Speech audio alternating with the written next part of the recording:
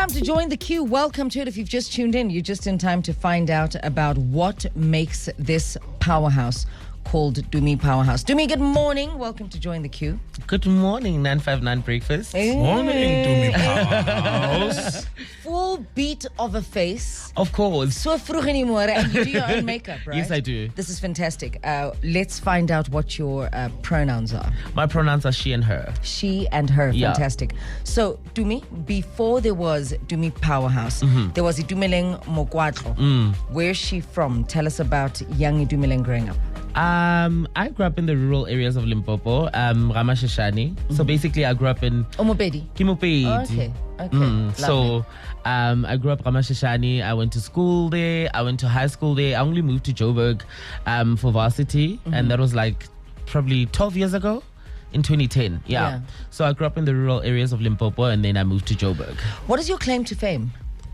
Beauty, brains, and bravado. So all the three beauty, sides of me. Brains, bravado. Yeah. All the three sides of me. So basically, I separated like that because I fell into beauty influencing, and from there, I always had my brainy side. So I'm actually a qualified strategist. I did an honors in corporate communications. Really? Yeah. Beautiful. And my bravado side is Harry grooving. Pleasant. Yes. You truly are a powerhouse. You are a success story. Still you. growing, obviously, into more success. But what I really, truly want us to speak about is queer lifestyle in rural South Africa. How different is the LGBTQI plus community in rural SA compared to urban SA or semi-urban SA? I've had, I lived in both, or I've had the opportunity to live in both. And, if I'm separating it, I'd like to think that being queer in the rural areas is actually the pits. Let's start there. And I'm saying this because we grew up in an era where there was no social media like there is now. So there was no ease of reference to anything. There was no information readily available. There was nothing that, you could get to learn about yourself. And in school, we had life orientation, but they skipped the part where they speak about homosexuality, where they speak about being queer, the LGBTQI, and you come to Joburg or you come to an urban area, and it's more, open, or people are more open to talk about being queer. I I didn't know that there is a TOP and a bottom back in the day, until I got to Joburg, and I got to learn that there's actually terms for these things, So it's basically you're more disadvantaged when you come from, or when you live in the rural areas. I don't know how it is now, because I have a lot of people that follow me that are from the rural areas, specifically from where I come from. I don't know where other people might be from, but they always say thank you for, shining the light, and also just putting the light out there. So, yeah. What do you feel could be more done, to change that education and level of awareness in the rural areas? And do you feel like people from there, such as yourself, have a responsibility to almost not give back, but to shine the light on the LGBTQI communities within these rural communities? I was actually saying this when we had the Feather Awards. I actually won a feather. Well done. I was actually saying that I feel like I'm pregnant and I don't know when I'm going to give birth. And I think, everybody has a responsibility to help someone cross. And I think mine is to help someone who's queer, who's black, who's from the rural areas to cross. And by doing that, it's just living my truth and also being able to be available. And I was just talking to a friend of mine the other day, and I was saying that you won't be able to respond to everyone. But I think in the way that you live your life and in the way that you share information on whatever platform that you're on, make sure that it's, it's information that people can use as well.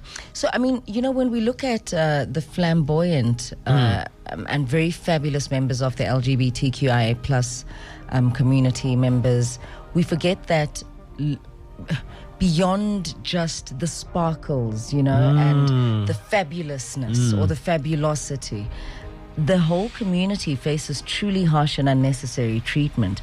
Does this treatment continue even for people like you? True. That pretty much seem quite happy and put together? Does the anti-queer brigade still find you, and what sort of challenges and pushbacks do you still face as someone who's obviously created a success out of their content? It does, and I'm not going to lie about it. It really does. And we always speak about it with a group of my friends, trans girls, to say, it's easier. And this, this might not sound right, but it's actually the truth that cis heterosexual girls, for example, are more prone to get things and as a trans girl, there's like things that you have to do more. I'll give an example. I was working with an alcohol brand a few months ago, and I had to inject so much money into making sure that I arrive there and I'm like this, looking like a certain way and also delivering things in a certain way. And those are the kind of things that you come across, and a lot of people don't know, but a lot of trans girls have turned into sex work unwillingly because there's not much work in terms of and I'm very privileged. I've been able to work in agencies and corporate, and also I've been able to have a family that took me to school, and for girls that don't have that, it's literally, it's a nightmare for them. They feel like it's impossible. And that is why when I do things and I showcase things on social media, I want to showcase possibility. So those are the things that, we come across, that possibilities are not there, and you're being reminded all the time that actually you are other. I was speaking about this the other day when someone was asking me about inclusivity, and I said, a friend of mine also said to me that I don't believe in being included, I believe in being involved, because if you're including me, it means that you didn't want me in the first place, or wasn't part of it in the first place. So we're always othered, and being othered means you're the last person to be thought of. When there's a campaign, they want you to tell your story in the way that they want you to tell your story. And it's your story. Not in the way that your story needs to be told by you. Yes. When you say you are othered, is this within the LGBTQI community or by the broader society? Or you guys still, and by you guys I mean the trans ladies, do you still get marginalized within the LGBTQI community?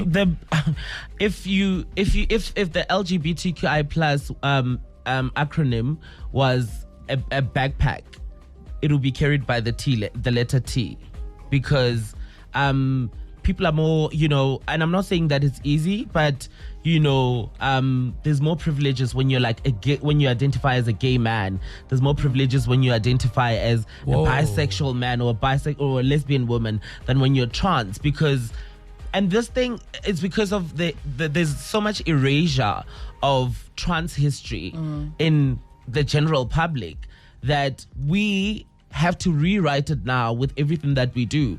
Like the other day when it was the feathers, my dress had faces of trans women in South Africa that are alive and that are doing well. And my bag was actually eco because my thing was, I hope that her dreams are being able to be carried by us. So within the community showcase, there is being othered, and there's also so many challenges in the community.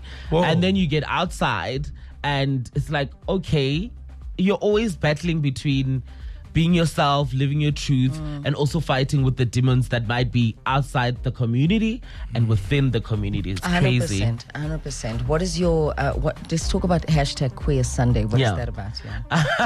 So I started Queer Sunday, I think about a year ago, if not a year and a half ago. So what basically happens is that, like last night, we go to a place in Maboneng called Shakers, and it's like an unspoken place of queer people only on Sundays. Like if you go on a Saturday, it's just very much, there's no, not much queer visibility. And when I started Queer Sundays is that I wanted to, and people think, oh, it's just about the party. It's just about the lives of queer people in Joburg. It is, but I wanted to showcase that queer people are different. Because if you look at my Queer Sunday videos, you'll see there's a trans girl in there. There's a non-binary person.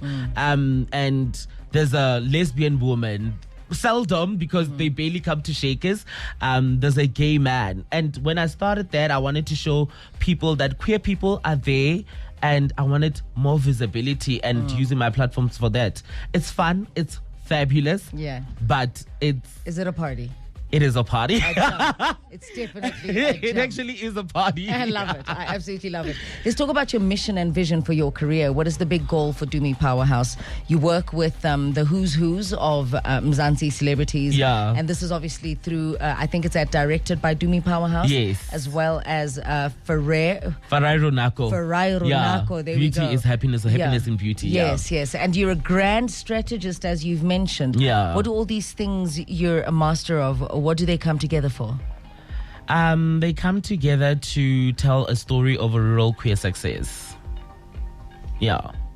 That's something. I really want to tell a story of a rural queer success, and that's because I've never seen anyone like me. You know, Lizzo the other day was accepting an award, and she said, for a very long time, I wanted to, you know, see a person that looks like me, that is like me. Unfortunately, it had to be me. And I think also I wanted to see a fat queer person like me, black, beautiful, talented, and also being able to permeate or get into different industries that were typically not allowed or typically not able to get into.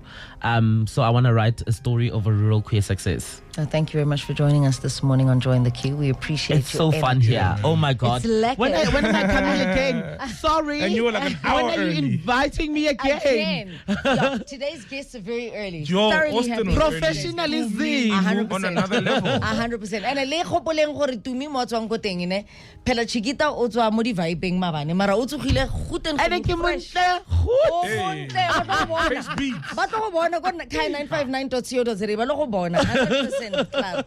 Thank you so much. Thank We wish you you. all the Thanks, best. Tumza. Thank you. Yeah, we wish you all the best, and we can only wish, as allies of the of the queer community, that it gets easier for you. Yeah. With our support over time. Yeah. Because I don't think anyone deserves to live a frustrated life on the basis of their sexual orientation. Yeah, For or me, gender that's identity. Or No. gender identity. No. That's ridiculous. And thanks for your honesty, because it's easy when you're winning to forget, you know, the plight of other people Yeah. who look and sound just like you, but they've got struggles, you know, and it's easy to forget them when you're winning. So thank you for that and communicating I'm that, pregnant. honestly. I don't know when I'm giving birth, but I like being pregnant.